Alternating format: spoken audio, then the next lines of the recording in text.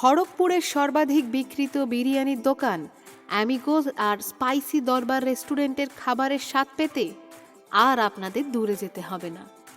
একই স্বাদের খাবার এখন আপনার শহর মেদিনীপুরে।